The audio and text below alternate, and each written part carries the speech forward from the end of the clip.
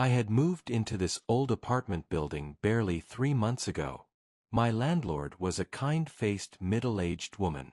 On the day I signed the lease, she'd repeatedly warned me that this was an outdated building constructed in the 1980s, with no elevator and confusing floor markings.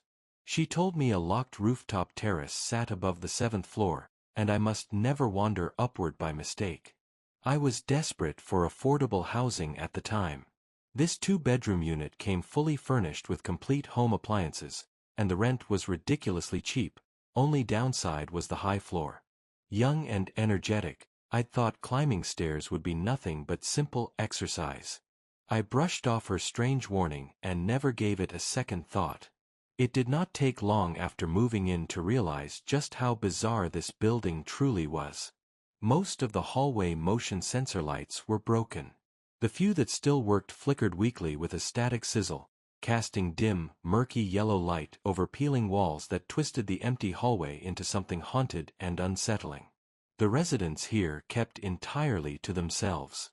In months of living here, I had never once run into my next-door neighbor. Only faint television murmurs and sporadic toilet flushing sounds late at night proved anyone else lived on this floor. I worked as a copywriter at a local advertising agency, and overtime was a constant, exhausting routine. One night, I finished work close to 1 a.m. drained and heavy-legged.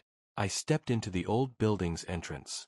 The stagnant air reeked of damp mildew, mixed with the sour stench of leftover old meals drifting from unknown units. I climbed slowly, counting each floor habitually. First floor, turn. Second floor, turn. By the 6th floor, I paused to catch my breath, gripping the cold metal handrail tightly. The motion sensor light flared to life at my quiet breathing, illuminating the staircase leading up to the 7th floor. I stepped upward, 1 step, 2 steps. I finished the 7 steps to the 7th floor landing and reached into my pocket for my keys, ready to unlock my familiar, faded green security door. But out of the corner of my eye, I spotted something impossible. More stairs stretching upward directly above the 7th floor platform. I froze and lifted my head. Beneath the dim flickering light, a full flight of stairs extended upward from the 7th floor landing, vanishing into pitch-black shadow. The steps matched the exact style of every floor below, worn cement surfaces with rounded edges, metal railings glinting faintly in the dark. Confusion washed over me. The landlord had explicitly stated the building only had 7 floors, with nothing above but a sealed rooftop terrace. There was supposed to be no staircase leading higher. I could not have miscounted. I'd climbed these stairs every single day for months, familiar with every step. A cold, intangible chill brushed the back of my neck, like an invisible finger trailing across my skin. I dared not look any longer. I jammed my key into the lock, slipped inside my apartment, and clicked the door shut, locking it tightly behind me. Over the next few days, I obsessively counted every step on my commute in and out. Every floor from the 1st to the 6th held exactly 22 uniform steps. Perfectly consistent, no exceptions. But the staircase leading from the 6th to the 7th floor always had 23 steps. 1 extra step. And every time I reached the 7th floor landing, that unaccounted-for upper staircase waited silently above me, merging seamlessly with the building's structure as if it had always belonged there. Curdled unease settled deep in my chest. I decided to check the adjacent building unit for comparison. On an early evening before dark, I wandered next door. The neighboring unit shared the exact same architectural layout but looked far more dilapidated, with a crooked, broken entrance door. I climbed to its 6th floor and looked upward. Above the 6th floor landing lay only a flat, white-painted ceiling, completely empty, no stairs, no upper floor. A single dusty incandescent bulb hung motionless overhead. This unit truly ended at the 7th floor. Only my unit had an extra, impossible floor. The realization sent a sharp chill down my spine. I finally understood the landlord's evasive tone and urgent warning. She'd told me the rooftop was sealed and forbidden, but the truth was far worse. There was no locked terrace. An 8th floor existed where none should be.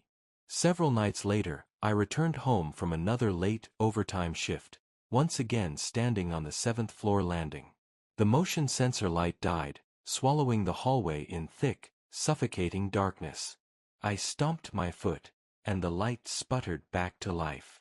Against every rational instinct, I tilted my head upward, staring at the staircase leading to the non-existent 8th floor.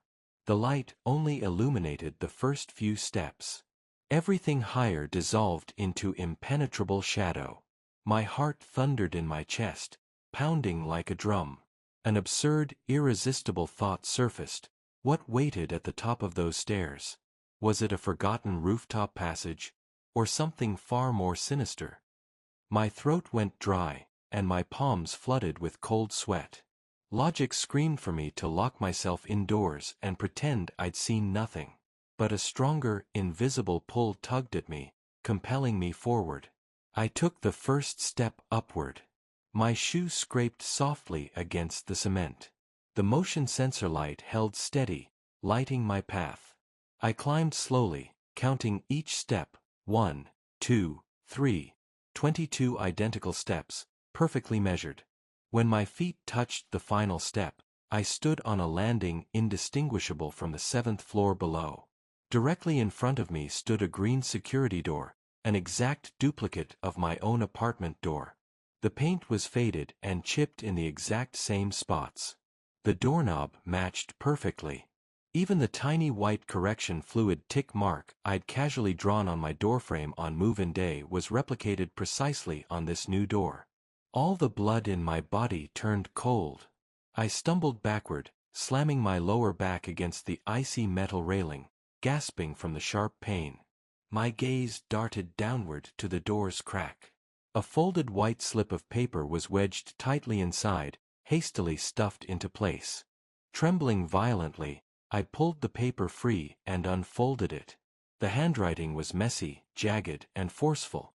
Pen strokes digging deep into the aged paper, reeking of pure, hysterical terror. Move out fast. This building has no 8th floor. The paper was yellowed and frayed at the edges, left here for a long, unknown time. Who had written this? A previous tenant? What had they witnessed? Were they still alive? I whipped around to stare at the 7th floor staircase I'd just climbed. It looked normal, harmless, ordinary. And that normality was the most terrifying thing of all. Crushing fear propelled me downward. I scrambled frantically down the 22 steps, bolted across the 7th floor landing, jammed my key into my door, and burst inside. I slammed the door shut and twisted every lock tight until they clicked firmly into place. My heart hammered so hard it drowned out all other sound, buzzing loudly in my ears. I smoothed out the crumpled note, photographed it carefully with my phone, then locked the physical paper away deep inside my nightstand drawer. The next morning, I woke at dawn, determined to demand answers from my landlord. The phone rang endlessly before she answered, her voice groggy, irritable, and half asleep. "Hello. Who's this?" "Ma'am, it's the tenant from the 7th floor," I said, forcing calm into my voice. "I need to ask, does our unit have an 8th floor above the 7th? A long, heavy silence stretched across the line, filled only with faint static. When she spoke again, her tone had sharpened drastically, feigning exaggerated confusion. "An 8th floor? The 7th is the top floor. There's nothing above it but a locked rooftop. You must be exhausted and delirious from overtime. Don't go wandering upward. You hear me? But I saw the stairs. I'm busy right now. Stop overthinking nonsense and settle in." She cut me off instantly and hung up abruptly. Staring out my balcony window at the neighborhood below, I squeezed my phone until my knuckles whitened. Her reaction was far too deliberate, far too forced. She knew exactly what existed above the 7th floor. I decided to question the downstairs neighbor. An elderly gray-haired woman lived on the 6th floor. We'd crossed paths before, and I'd helped her carry groceries upstairs. She'd always seemed gentle and approachable. I knocked gently on her door. After a long pause, the door creaked open a narrow crack, held fast by a security chain. The old woman peered out at me with sharp, wary eyes. "Who is it?" "It's your neighbor from the 7th floor. Sorry to bother you, ma'am. I just have a quick question." I offered a tentative smile. She recognized me, her tension easing slightly, but she never unlatched the security chain. "What do you need?" "Does our unit have an 8th floor?" I asked plainly. Her face drained of color in an instant. Every trace of warmth vanished from her wrinkled features, turning gray and lifeless. Her lips trembled violently, and pure, unmasked terror flashed across her clouded eyes. "I don't know anything. Don't ask me. Just leave it alone," she blurted frantically. The door slammed shut hard in my face, followed by the sharp click of a deadbolt locking tight. I stood frozen outside her door. The 6th floor motion sensor light was completely dead, refusing to turn on no matter how hard I stomped. Only faint yellow light from the 7th floor filtered down, illuminating a tiny patch of ground at my feet. Dread bloomed in my chest like spilled ink, spreading rapidly through my entire body. I stayed trapped inside my apartment all weekend, too afraid to leave. In the evening, I walked to the public balcony at the end of the hallway to retrieve my laundry. I forced my eyes forward, refusing to glance at the forbidden staircase above the 7th floor. But my peripheral vision caught it anyway.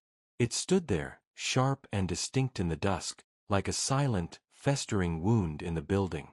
As I passed a hallway window, I glanced down into the courtyard. The elderly 6th floor woman sat clustered with a group of other seniors, seemingly gossiping. On a strange, irrational impulse, I paused to watch through the dusty glass. As if sensing my gaze, she snapped her head upward, staring directly at my window from far below. The distance blurred her expression, but her aim was perfect. She knew exactly where I stood. I flinched backward, pressing myself flat against the wall. That night, I tossed and turned in bed, unable to sleep. The words from the note burned constantly in my mind. "Move out fast. This building has no 8th floor." If there was no 8th floor, what had I climbed? What had I seen?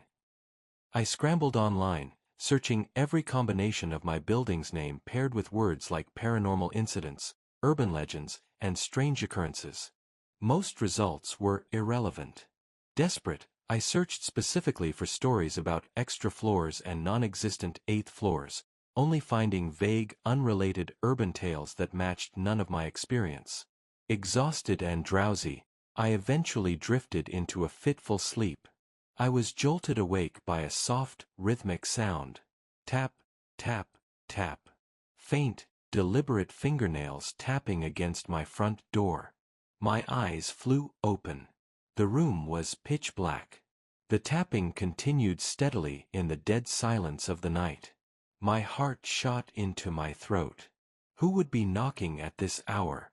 I held my breath, crept silently across the floor, and leaned in to peer through the peephole. Absolute darkness.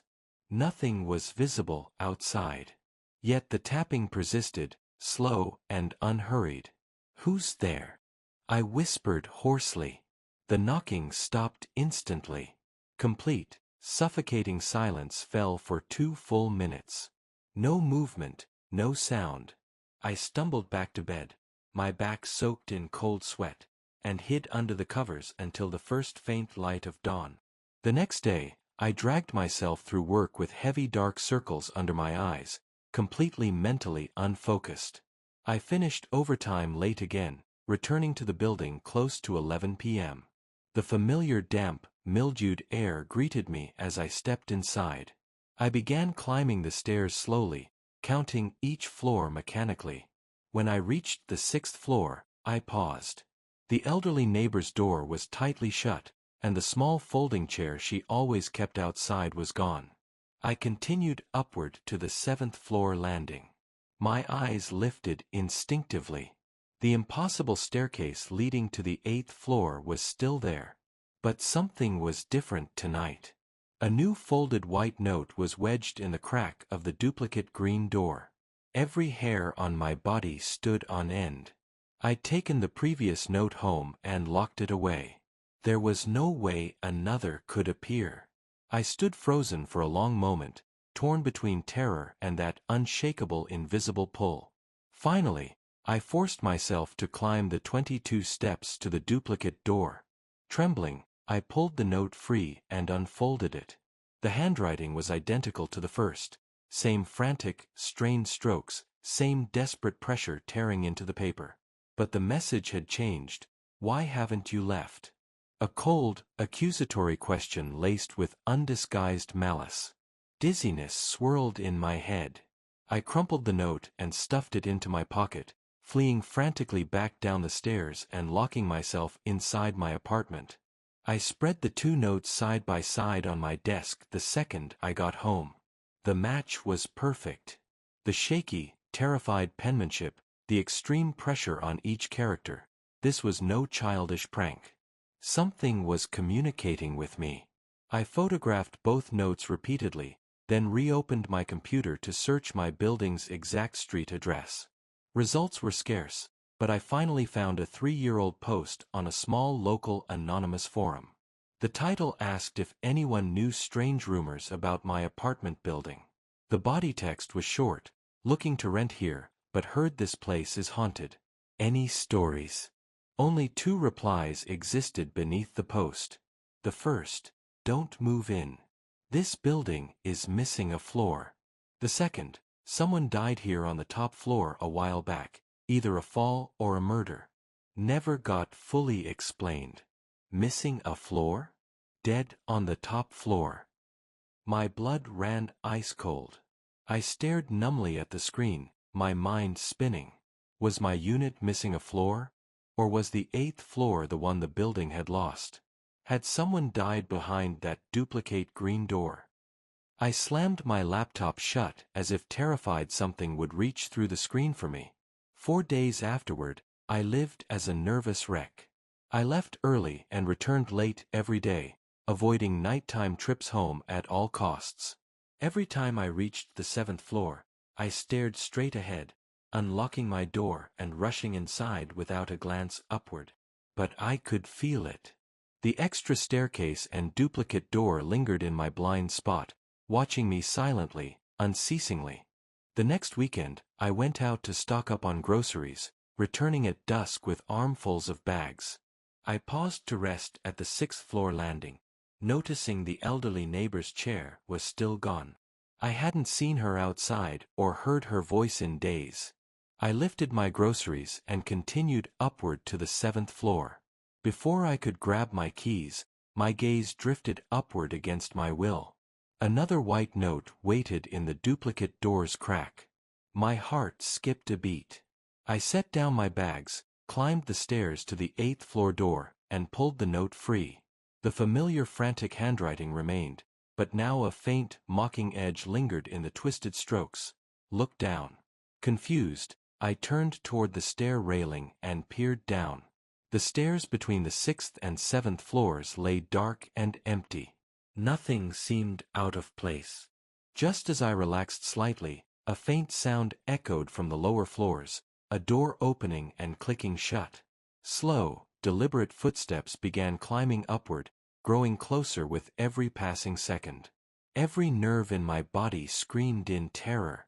Who would be climbing this late? The footsteps reached the 6th floor landing and paused. After several long seconds of silence, the person continued upward. I watched the motion sensor lights flare to life step by step, golden light creeping upward over the peeling walls and worn railings. A man in a faded gray jacket emerged onto the 7th floor landing, a few steps below me. His head was bowed, his movements slow and sluggish. He lifted his head slowly to meet my eyes. His face was ordinary middle-aged, but his skin was ashen gray, his gaze hollow and exhausted, like someone who hadn't slept in years. We stood frozen, staring at each other as the air turned thick and stagnant. "You live here?" he asked, his voice dry and raspy, barely audible. I nodded, my throat tight and blocked, unable to speak a single word. His gaze drifted past me, upward to the 8th-floor staircase and duplicate door. A flicker of raw terror, mixed with weary resignation, crossed his empty eyes. He looked back at me and whispered, his voice thin and fragile as smoke. "Leave fast. It's seen you watching. It's already too late." Without another word, he turned and trudged back down the stairs. His footsteps faded slowly into the lower floors until silence swallowed them entirely. I stood rooted to the spot, ice cold from head to toe. "It's seen you." What was it? The door. The thing hiding behind it. That night, insomnia gripped me completely. I lay in bed listening to distant traffic outside, until I heard it. Footsteps. Directly above my ceiling. Soft, slow pacing back and forth, back and forth. The sound came exactly from where the sealed rooftop should be, from directly above my apartment, behind the duplicate 8th-floor door. I stared rigidly at my ceiling, sweat dripping down my forehead, soaking my pillow. The pacing continued endlessly, only fading away when the sky began to pale with dawn light. I called in sick to work that morning.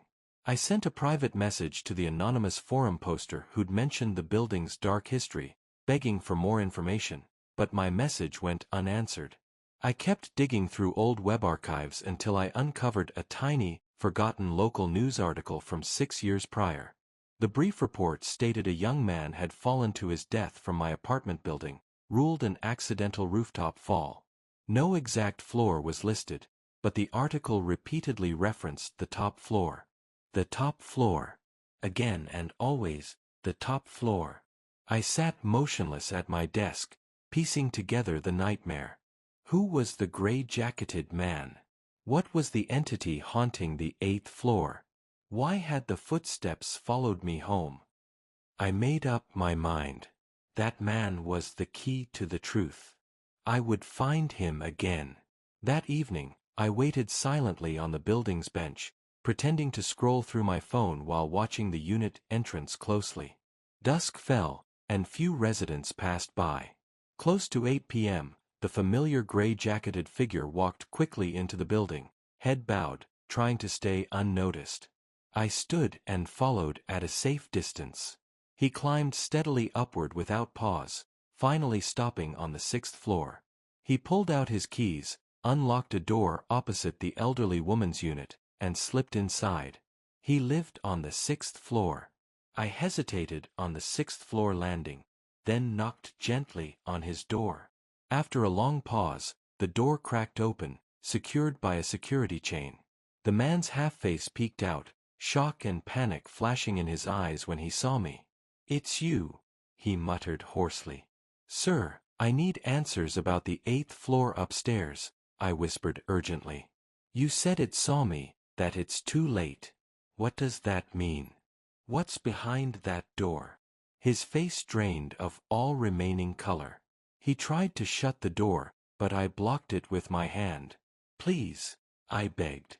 "I've seen the notes. I've heard the footsteps. I know it's watching me." He froze, his panic melting into profound, crushing despair. After a long, heavy silence, he unlatched the security chain and pulled the door open wider. "Come in," he said tiredly. His apartment was dim and shabby, filled with old, worn furniture. Thick curtains blocked all natural light. He gestured for me to sit on a chipped wooden sofa while he stood facing the covered window, his back to me. "That 8th floor isn't a real floor," he began, his voice muffled and hollow. "It's a lure. It copies the lower floors, copies apartment doors perfectly to draw people upward." "What is it?" I asked, my chest tight with dread. "It's a nest, a void," he replied quietly. "6 years ago, a guy lived in your 7th floor unit. He found that duplicate door, climbed up, and he fell to his death. The police called it an accidental rooftop fall, but the building has no 8th floor. He was pulled into that void. My mind reeled. The notes. Who writes them? A bitter, humorless laugh escaped him. I do. I used to live in your apartment too. I moved down to the 6th floor after I found the door. I leave notes to warn new tenants, but it's learning. It copies my handwriting now. It mimics the warnings to toy with its next victim. His voice trembled with terror. It saw you staring. Now it won't let you leave. A cold numbness spread through my body. What do I do? Can I move out? He shook his head slowly, cruelly. Running doesn't work. It follows you wherever you go. The only way out is a replacement. My blood turned to ice. A replacement? It needs a living person to fill the empty void, he whispered. I survived years ago, by leaving a cat at that door. The cat vanished overnight. It quieted down for a while, but it still remembers me. I stumbled out of his apartment in a state of shock, rushing back to my 7th floor unit and locking every lock tight. That night was unnervingly silent. No footsteps above, no tapping at my door. The calm was far more terrifying than any haunting. I spent days digging through old neighborhood records at the local community office. Beneath layers of dust, I found the rental file for my 7th floor unit. 6 years prior, a young man named Chen Moore had lived here. Cross-referencing death records confirmed he had died in a fall from this building. A handwritten note in the case file read, "No 8th floor on record. Fall origin unconfirmed. Chen Moore. The previous victim.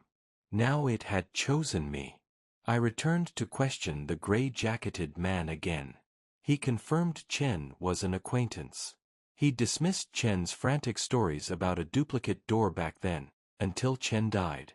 He'd moved floors immediately afterward, but the entity never forgot him. It's trapped in that non-existent floor, he explained. It needs new lives to fill the empty space left by the last victim. Desperate for salvation, I filled my apartment with every charm I could buy. Peachwood swords, bagua mirrors, sacks of glutinous rice. I kept every light on all night, too terrified to sleep. But the entity learned too quickly. One night, half asleep, I heard the familiar tapping again. Tap, tap, tap. I jolted awake and crept to the peephole. A person stood outside my door, head bowed, face hidden. They wore my exact same pajamas, standing before a door identical to mine. In that split second of horror, I realized the truth. The peephole was not looking outward into the hallway. It was looking inward from the 8th floor void. I was seeing my apartment door from the other side. The figure lifted its head slowly. It had my face. Exact same features, exact same terrified expression. It smiled cruelly at the peephole. I screamed and fell backward, scrambling into the corner of my room, shaking uncontrollably. The knocking stopped. Then, a faint crawling sound echoed across my ceiling. Soft, rustling, inching back and forth above my head. It was inside. It was on top of my apartment. The next morning, I called the landlord and confronted her with everything. Chen Moore's death, the 8th floor, the haunting. She stayed silent for a long time, finally breaking down in a trembling, terrified voice. I knew it was haunted. Every tenant leaves within 6 months. I bought the unit cheap and got stuck with it. I couldn't tell anyone. No one would rent it. I'll refund all your money. Just please move out, she begged. I stared blankly at my phone. Moving out wouldn't save me. I already knew that. Days of torture broke me down completely. The only way to end this nightmare was to close the void myself. No replacements, no innocent lives sacrificed. I would go in voluntarily. Late that night, I changed into clean clothes, left my phone and wallet on my table, and took only the 2 haunted notes. I stepped onto the 7th floor landing. The motion sensor light flickered bright. The staircase to the 8th floor waited silently, the duplicate door closed and note-free. It knew I was coming. I climbed the steps slowly, strangely calm. I gripped the cold metal doorknob and twisted. Click. No room lay beyond the door, only thick, tangible darkness, gaping like a monster's open maw. A cold, dusty wind mixed with metallic rust breathed outward from the void. I took one final breath and stepped inside. Darkness swallowed me whole. Sight and sound vanished entirely. An invisible force wrapped around my body, dragging me downward into an endless free fall. My limbs went limp, my consciousness fraying at the edges. Flickering images flashed through my dying mind. Chen's terrified face, the gray-jacketed man sacrificing the cat, the endless looping notes. Just before blackout, two voices pierced the void. The gray-jacketed man's distant, crying shout. "What did you do? You shouldn't have gone in." And a soft, satisfied whisper directly in my ear. "Finally, someone stayed." A violent pull wrenched me downward, and everything went black. I did not know how much time passed. When awareness returned, I stood on the familiar 7th-floor landing. The motion sensor light glowed dim and yellow. My clean shirt was slightly wrinkled, my skin cold to the touch. I was back. Or so it seemed. My gaze fell to my apartment door. A new folded white note was wedged in the crack. I pulled it free and unfolded it. The handwriting was fresh, neat, and entirely my own. "Move out fast. This building has no 8th floor." I lifted my head slowly. The staircase to the 8th floor still stretched upward, the duplicate door still stood silently in place. I turned and walked down the stairs, counting every step mechanically, 22 steps per floor, perfectly normal. I pushed open the building's front door into bright daylight. Elderly neighbors chatted in the courtyard, glancing at me with quiet, strange stares and quiet whispers. "That's the new 7th-floor tenant. He looks terrible." Hush. The 7th-floor unit's been empty for 2 years. The last tenant moved out ages ago. That place is cursed.